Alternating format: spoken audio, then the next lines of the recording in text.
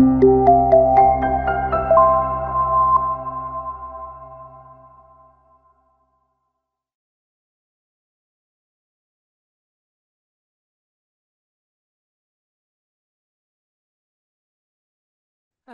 bersama Leni Susanti, kita mulai video pembelajaran yang pertama dari materi pendanaan untuk perusahaan rintisan, yaitu pengantar pendanaan bisnis rintisan. Pada awal pendirian perusahaan startup tentunya membutuhkan pendanaan.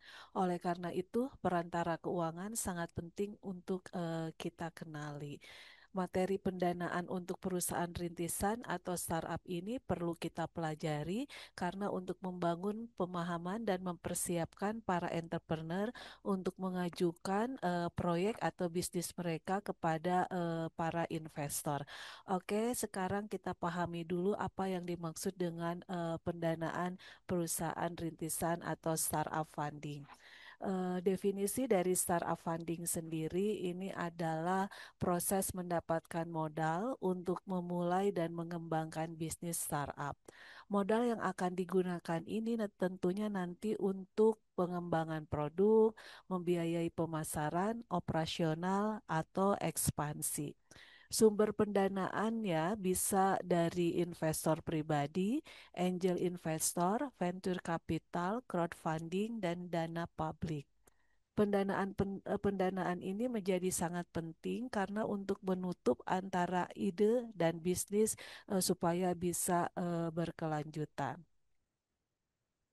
Kenapa startup membutuhkan pendanaan? Kita lihat dampak dari pendanaan ini dalam konteks di mana bisa membuat startup meningkat performanya, baik itu dari sisi eksternal maupun dari sisi internal. Dengan pendanaan, manajemen startup bisa melakukan inovasi sesuai dengan kondisi dan kebutuhan masyarakat. Pendanaan pun itu akan membuka ruang untuk melakukan kolaborasi dengan berbagai pihak, termasuk dengan investor yang memiliki jaringan yang kuat. Pendanaan juga itu bisa dapat mengubah siklus perkembangan dari startup sendiri.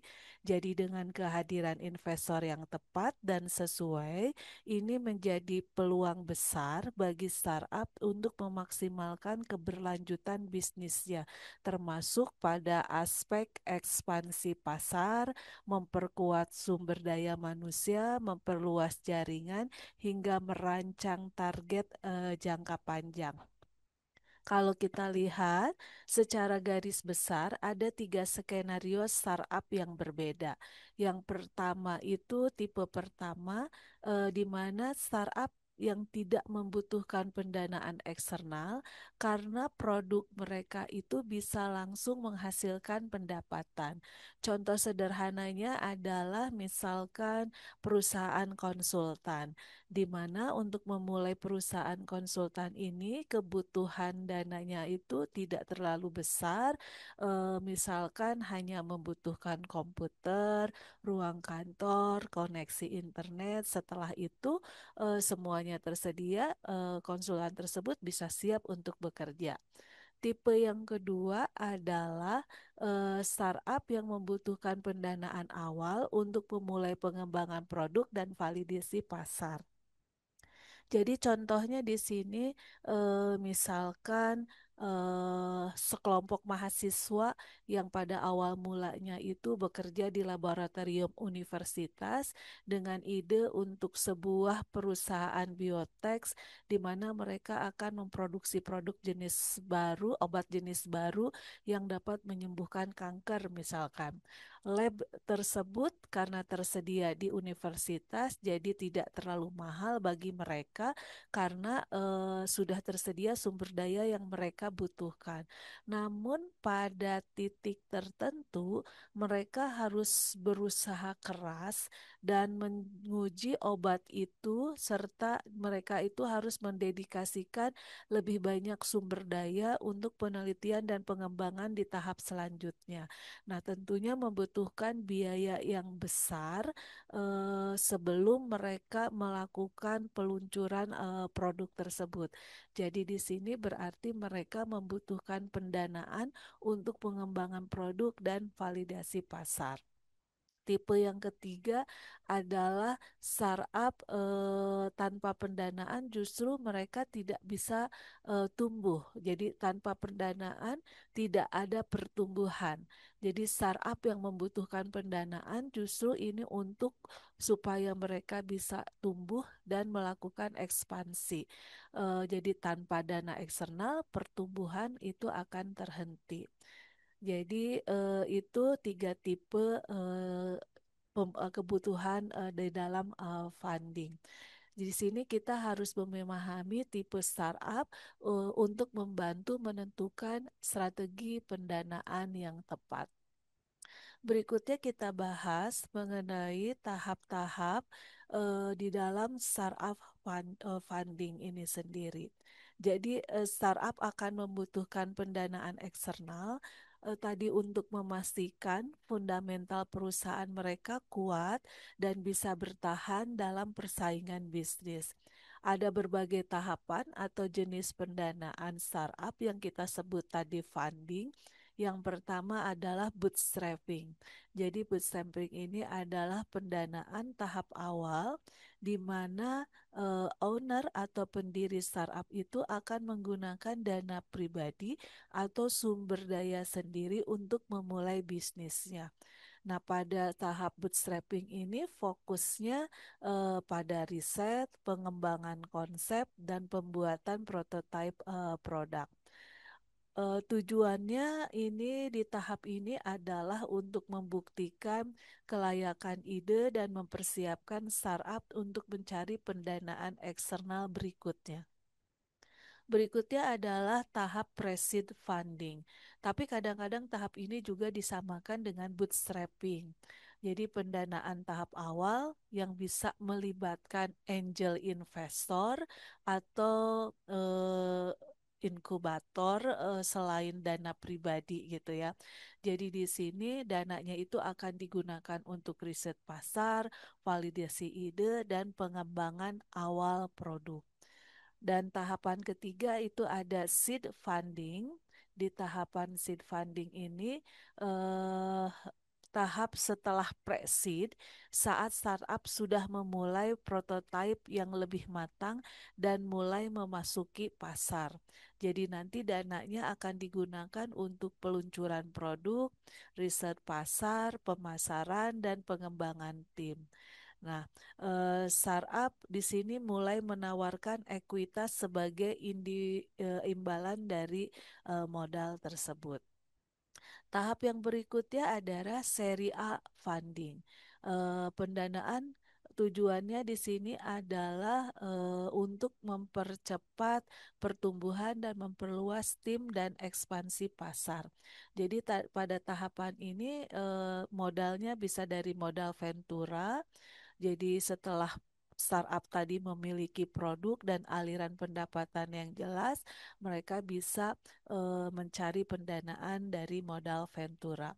Fokus ya pada tahap ini adalah pengembangan produk lebih lanjut tadi, optimasi bisnis dan menciptakan pertumbuhan yang terukur.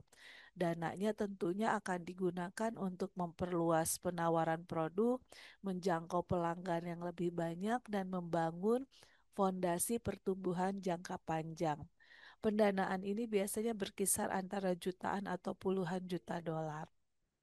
Nah, berikutnya adalah seri B funding. Jadi tahap ekspansi bisnis setelah startup memiliki pendapatan yang stabil, dan basis pelanggan yang cukup besar. Jadi pada pendanaan ini yaitu tujuannya untuk ekspansi yang lebih besar lagi, pengembangan produk lanjutan, dan penetrasi pasar yang lebih luas. Dan setelah seri B ada seri C, D, dan E. Nah, pada tahap akhir pendanaan biasanya itu kita sebut dengan IPO, yaitu Initial Public Offering, di mana penawaran saham startup ke publik untuk pertama kalinya. Jadi secara singkat, tahapan startup funding adalah perjalanan dari pendanaan mandiri atau bootstrapping atau pre-seed, terus pendanaan awal untuk validasi dan peluncuran produk atau seed funding, pendanaan pengembangan dan pertumbuhan seri A dan B, hingga pendanaan ekspansi yang lebih besar dan initial public offering. Apa manfaat utama penggunaan startup funding ini? Tentunya untuk mempercepat pengembangan produk dan validasi pasar. Berikutnya adalah tentu untuk memperluas tim dan kapasitas operasional. Tadi untuk meningkatkan fundamental dari perusahaan ini dengan meningkatkan daya saingnya dan inovasi. Terus berikutnya adalah untuk mendapatkan akses ke jaringan dan mentorship investor, mendukung ekspansi pasar dan skala bisnis, serta meningkatkan kredibilitas dari startup itu sendiri. Jadi kesimpulan dari materi untuk yang pertama ini, video pembelajaran yang pertama ini, startup funding itu adalah kunci untuk mengubah ide menjadi bisnis yang tumbuh dan berkelanjutan. Dan dana yang diperoleh untuk membantu startup dalam mempercepat proses pengembangan produk, memperkuat tim, serta memperluas jangkauan pasar secara lebih efektif. Pemahaman mengenai tahap pendanaan dan sudut pandang investor menjadi sangat penting. Kenapa? Supaya strategi penggalangan dana bisa kita jalankan dengan sukses. Nah, selain modal, pendanaan juga bisa memberikan keuntungan berupa akses ke jaringan profesional, bimbingan dari para investor, serta peningkatan reputasi startup.